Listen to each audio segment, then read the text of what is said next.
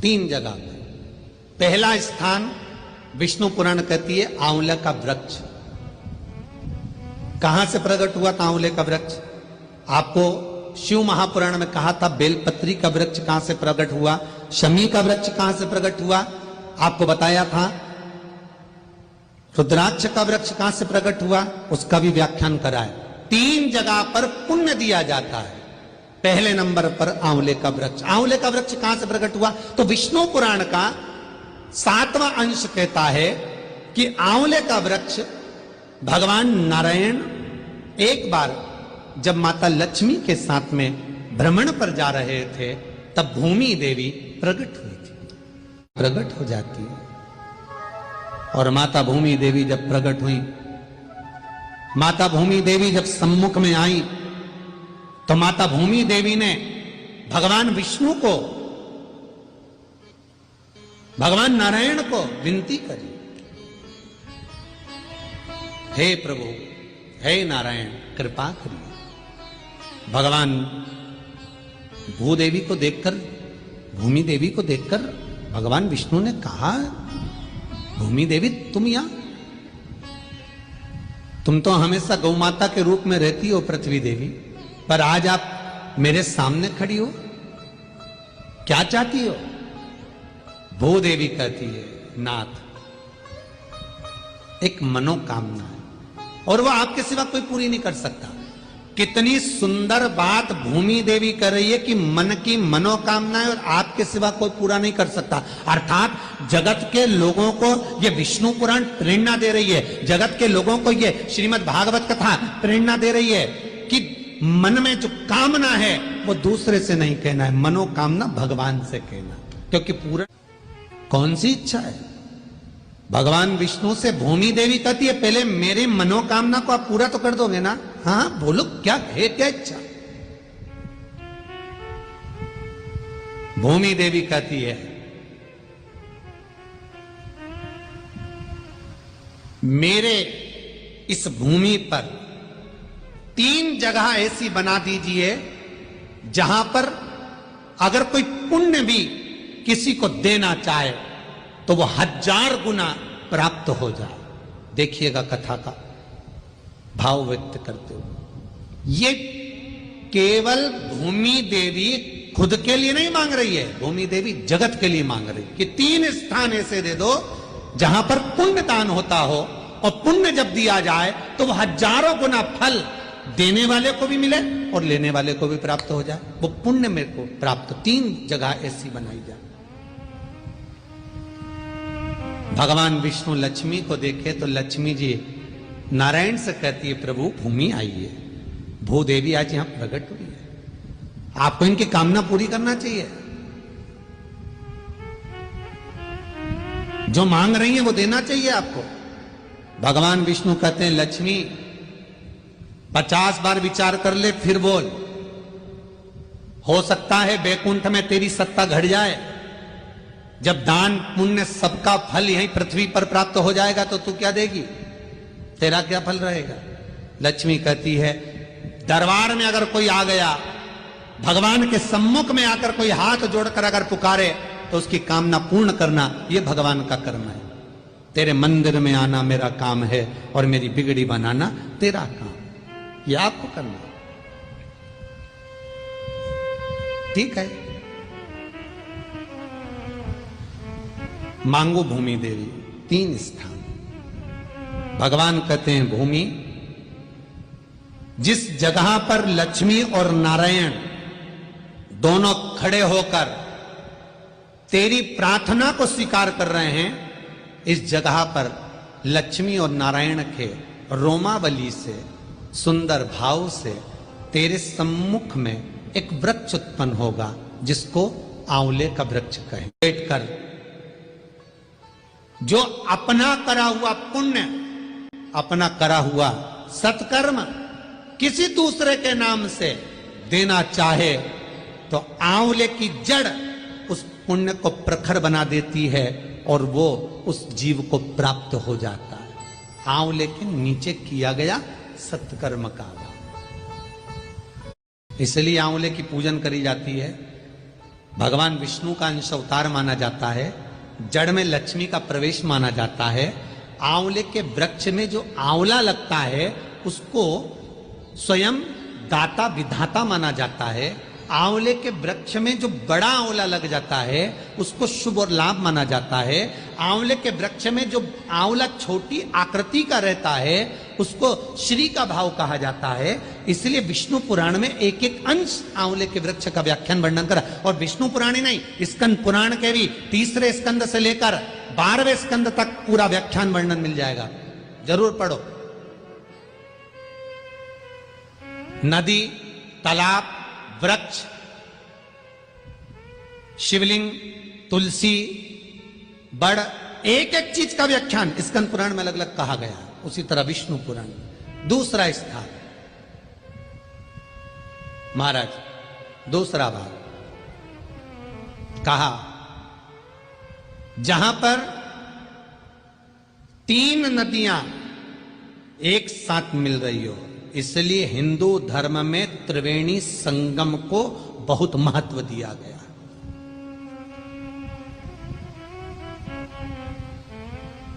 जब उत्तराखंड जाते हैं, बद्रीनारायण का दर्शन करने जाते हैं, तो बीच बीच में प्रयाग पढ़ते हैं। आप लोग गए होंगे, जितने लोग टीवी पर सुन रहे हैं सभी ने दर्शन करे होंगे। रुद्रप्रयाग, देवप्रयाग, सारे प्रयाग पढ़ेंगे। बीच बीच पर 3 नदियां मिल रही हों, जैसे इलाहाबाद में गंगा, यमुना, सरस्वती का मिलन होता है, उसी तरह बद्रीनाथ जाते समय हम जाते हैं जब अमरनाथ, केदारनाथ, तब बीच में रुद्रप्रयाग, देवप्रयाग, कर्णप्रयाग, ये जो प्रयाग पढ़ते हैं, ये प्रयाग का मतलब है कि यहां त्रिवेणी का संगम है। त्रिवेणी का संगम से मतलब यह होता है कि वहां बैठकर यदि हम अपना पुण्य किसी को देना चाहें तो वो मिल जाएगा।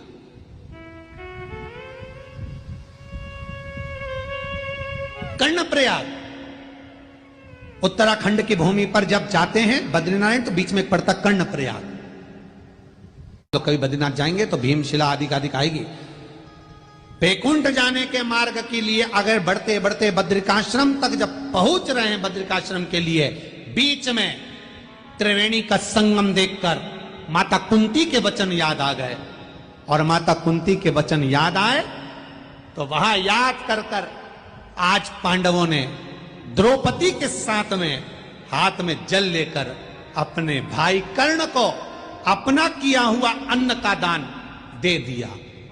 शास्त्र कहता है राजा कर्ण को उसी दिन से अन्न का भाग प्राप्त हो गया, उसी स्थान का नाम कर्णप्रयाग हो गया। बद्रीनाथ जाते समय पड़ता कर्णप्रयाग, देवप्रयाग, रुद्रप्रयाग, उसका स्थान का नाम कर्णप्रयाग दिया। त्रिवेणी नदी का जहां संगम हो रहा, 3 नदियां कोई सी भी मिले, गंगा, यमुना, सरस्वती मिले, नर्मदा मिले, जो नदियां 3 नदियां एक जगह पर जब मिल जाए, वहां जो दान दिया जाता है वो दान दूसरे को ट्रांसफर किया जा सकता है। दूसरे को अपना करा हुआ पुण्य अपन दूसरे को दे सकते। भूदेवी ने ये क्यों मांगा? तो कहा ये आंवले का वृक्ष तो आपकी रोमावली से मेरी हस्त कमल पर प्रकट हो गया।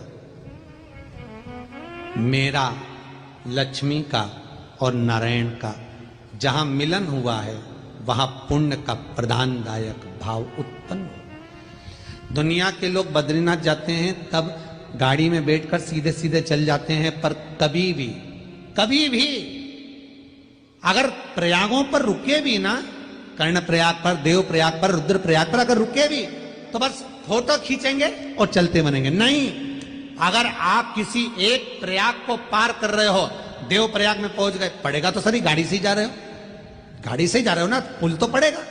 और गाड़ी से जाते जाते गाड़ी वाले को बोलो 5 मिनट रुक, देवप्रयाग आया, 5 मिनट रुक, कर्णप्रयाग आया, रुद्रप्रयाग आया, 5 मिनट रुक। और एक सिक्का, 1 रुपया लाल वस्त्र में थोड़ा सा चावल बांधकर अपने पास में पर्स में रखो। बद्रीनारायण जाते समय, कहीं मार्ग से जाते समय बीच में जब 3 नदियां मिल रही हो, त्रिवेणी मिल रही हो, तब वो 1 का सिक्का लाल कपड़े में जो बंधा हुआ है अपने पूर्वजों का नाम लेकर उसको फेंक दो। बस हमने अपने जीवन में जो भी पुण्य करा होगा उसका थोड़ा सा अंश, हमने पूरा अंश नहीं दिया, हमने थोड़ा सा अंश अपने पूर्वजों को, अपने पितरों को, अपने आहूतों को, अपने वासुकों को प्रदान कर दिया। थोड़ा सा। भूदेवी कह रही है पहला आंवले का वृक्ष हो गया जहां पुण्य दिया जा सकता है। दूसरा त्रिवेणी हो गई जहां पुण्य दिया जा सकता है। तीसरा स्थान है पुष्करणी। भारत की भूमि पर एक कुंड ऐसा है जिसमें भगवान विष्णु सदा के लिए पानी के अंदर छुपे रहते हैं और साल में एक बार भगवान विष्णु निकलते, उसको कहते पुष्करणी। कहां पर है? तिरुपति अगर दर्शन करने गए होगे तो तिरुमाला में जब दर्शन करने तिरुपति जाते हैं, भगवान वेंकटेश का दर्शन करने से पहले बरहा भगवान नरसिंह भगवान का मंदिर है, उस मंदिर के पास में से जो रास्ता गया है वो पुष्करणी, उसको कहते पुष्करणी। जहां भगवान विष्णु जल के अंदर विराजमान होकर साधना करते हैं। एक भगवान की मूर्ति है जो पूरे साल डूबी रहती है, साल में एक बारी बाहर निकलती बस कुछ देर के लिए। जब पुष्करणी खुद घटती है, पानी घटता है, उसमें से भगवान निकल जाते, फिर उनको भ्रमण कराते, फिर वापस जल में विराजमान। पुष्करणी, पुष्करणी के जल में बैठकर पुण्य अगर किसी को दे सकते हैं तो मिल जाता है। सारे कुंड, तालाब, नदी, सरोवर का जल भरकर ला सकते हो, पर पुष्करणी का जल लाना नहीं चाहिए क्योंकि वो पुण्य का देने वाला है। हम वहां बैठकर अगर कुछ देते हैं तो वो पुण्य किसी को भी प्राप्त हो सकता है। इसीलिए दुनिया के लोग तिरुपति में जाकर दान करते हैं। दान तो करते पर उनको ये नहीं मालूम कि दान पुण्य किस स्थान पर, किस जगह करना। लोगों ने कह दिया तिरुपति में दान होता है, लोग केश दान करते, बाल दे देते हैं, कोई सोना दे रहा है, कोई चांदी दे रहा है, पर स्थान दिया है पुष्करणी स्थान। पुष्करणी का व्याख्यान स्वयं स्कंद पुराण में, विष्णु पुराण में और भागवत चर्चा में भी वर्णित। कानपुर के ही होंगे। आपस में दोनों में बड़ा प्रेम था, दोनों एक साथ स्कूल जाते, एक साथ कॉलेज जाते, दोनों का एक साथ बचपन निकला, दोनों एक साथ बड़े हुए। बड़े होने के बाद एक पढ़ाई में तेज निकल गया तो उसका जॉब, उसकी सर्विस, उसकी नौकरी पुणे में लग गई। अब एक की नौकरी पूना में लग गई और एक की नौकरी नहीं लगी। उसका विद्या अध्ययन थोड़ा सा कमजोर था, उसने दुकान चालू कर दी, व्यापार चालू कर दिया। अब उसने व्यापार चालू करा तो ये जो मिर्ची का जो व्यापार होता है, आपके क्षेत्र में भी मिर्ची, इस क्षेत्र में खंडवा हुआ, बरहानपुर हुआ और खरगोन हुआ, निमाड़ क्षेत्र, जितना भी इस क्षेत्र में मिर्ची का व्यापार अच्छा होता है। अब मिर्ची का व्यापार करने लगा।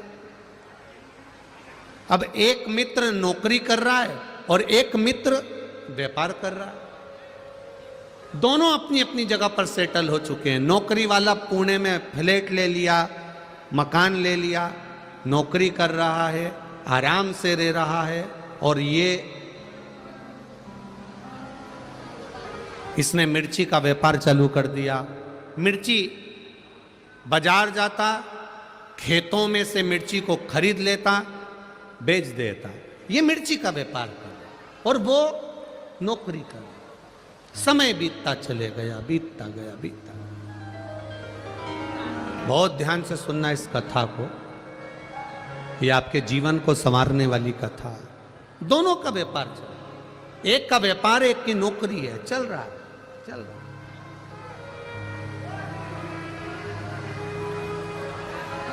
अब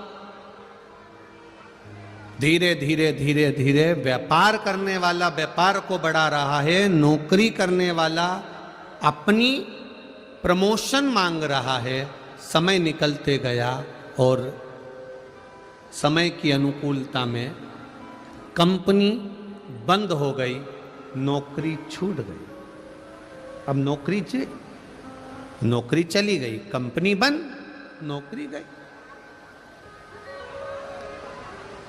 2 महीना, 3 महीना, 4 महीना बहुत प्रयास करा पर नौकरी नहीं लगी। आखिरी में जिस फ्लैट में रहते थे, बैंक का लोन था, बैंक वालों ने कब्जा कर लिया।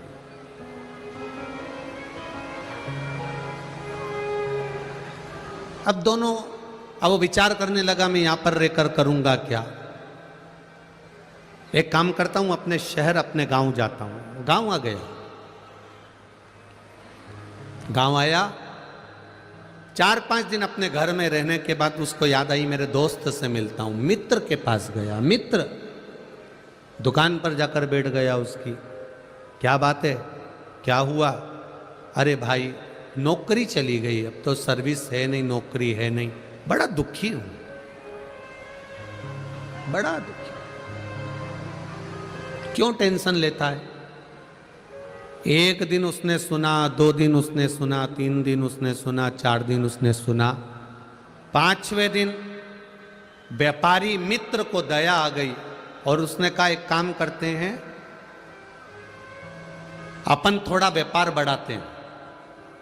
तू बाजार जाना, मिर्ची खरीदना, मिर्ची लाना, बेचना, पढ़ा लिखा है तू, मुझे इतनी पढ़ाई नहीं आती, पैसा मैं लगाऊंगा, मेहनत जम के बोलो तुझे करना,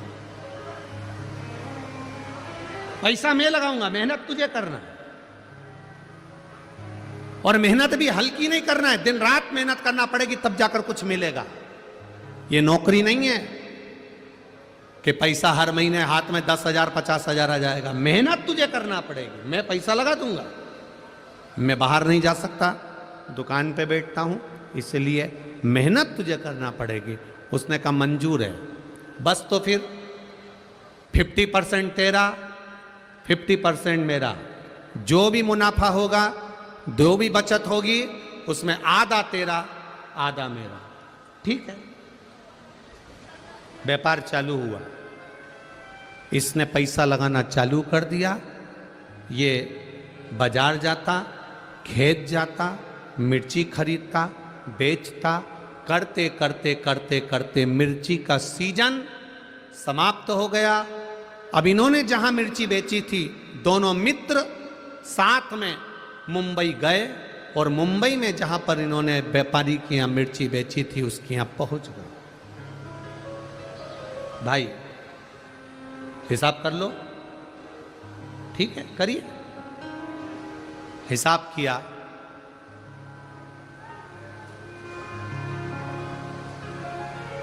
2 लाख रुपए इनको मुनाफा मिला। 2 लाख रुपए ज्यादा मिल गए। अब दोनों खुश, 1 लाख तेरा, 1 लाख मेरा। दोनों पैसे लेकर चल दिए, पर जो नौकरी करने वाला मित्र था उसकी दिमाग में, उसके चित्त में, उसकी बुद्धि में आया कि सबसे ज्यादा मेहनत तो मैंने करी है।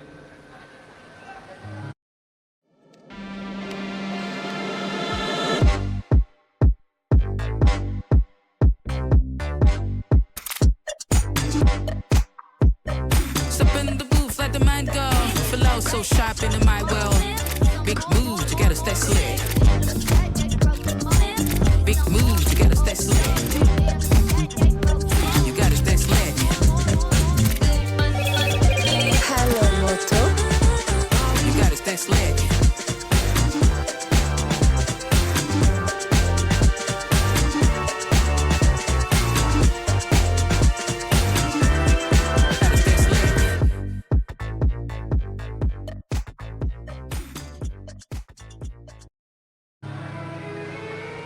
धूप में मैं जाता था, गर्मी पड़ रही थी, धूप पड़ रही थी, पानी गिर रहा था, बारिश पड़ रही थी, ठंड पड़ रही थी, और मैं खेतों में जाके मिर्ची खरीदा और उस मिर्ची को मैंने बेचा। मेहनत तो मेरी ज्यादा। अब इतनी मेहनत मैंने करी, इसने तो क्या करा, पैसा लगाया बस, और बैठा रही अपने घर में दुकान पे। सबसे ज्यादा मेहनत मेरी है। इसके मन में आ गया, इसने अपने दोस्त से कहा मेरी मेहनत ज्यादा है, 1.5 लाख मैं लूंगा, तू 50,000 ले। उसने कहा यह बात तो गलत है भाई, दोनों का 50-50 था। जब 50-50 दोनों का था, 50-50% दोनों का था, तो आधा आधा दोनों का हो गया। नहीं नहीं नहीं, मैं 1.5 लाख लूंगा, तुझे 50,000 लेना पड़ेंगे दोनों। उस व्यापारी ने कहा कि ऐसा नहीं होता, फालतू की बात मत कर। इसको गुस्सा आया और इसने अपने मित्र का तकिए से गला दबा दिया, मुख दबा दिया। मित्र मर गया, व्यापारी मित्र मर गया।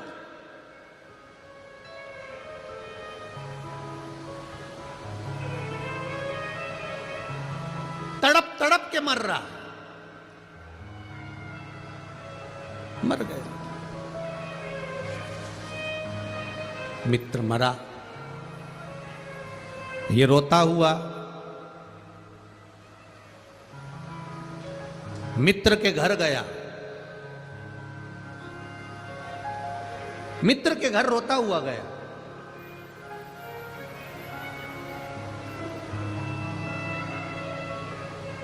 भाभी, हम दोनों ने काम करा था और दोनों का 50% था।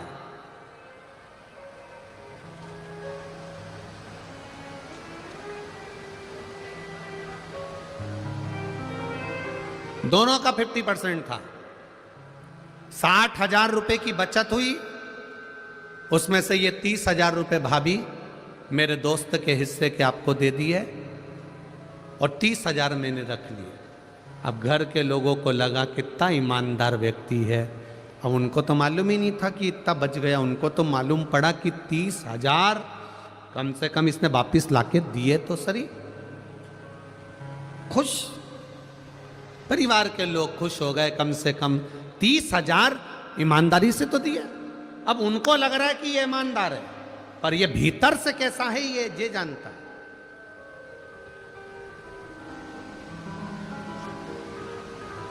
कितने रख लिए उसने, दोस्त ने कितने रख लिए? 1,70,000। केवल 30,000 रुपए मित्र को दिए, जिस मित्र ने इसको काम सिखाया, जिस मित्र ने इसको व्यापार सिखाया, जिस मित्र ने इसको धंधा सिखाया। 30,000 रुपए घर वाले उसमें भी संतुष्ट हो गए। कोई बात नहीं भैया, आपकी ईमानदारी कितनी है, आपने हमारा हिस्सा तो दे दिया। आंख में पत्नी आंसू भर के रो रही, बच्चों की आंख में आंसू था। अंकल, अगर आप नहीं होते तो हमारा कोई नहीं होता, कम से कम आपने पापा का हिस्सा तो ला कर दे दिया, पिताजी का हिस्सा तो ला कर दे दिया। बच्चे भी दुखी रोते हुए, पत्नी भी रोती हुई धन्यवाद दे रही थी। मित्र काम सीख चुका था, मित्र अपना व्यापार सीख चुका था, मित्र सारे व्यापारियों से मिल चुका था। उसको सब मालूम पड़ गया कि कहाँ से मिर्ची लेना है, कैसे काम करना है, क्योंकि मित्र जो मरा उसने सब कुछ सिखा दिया था। और अब ये खुद व्यापार करने लगा। व्यापार करते करते करते करते करते करते करोड़पति बन गया, खूब वैभव हो गया। देश में विदेश में सब दूर इसका काम हो गया। खूब खूब जोरदार काम चला, खूब जोरदार। अब शादी हो गई इसकी। शादी होने के बाद घर में एक बच्चा हो गया। करोड़ों का धन, गाड़ी बंगला, संपदा वैभव, सब कुछ हो गया, सब कुछ।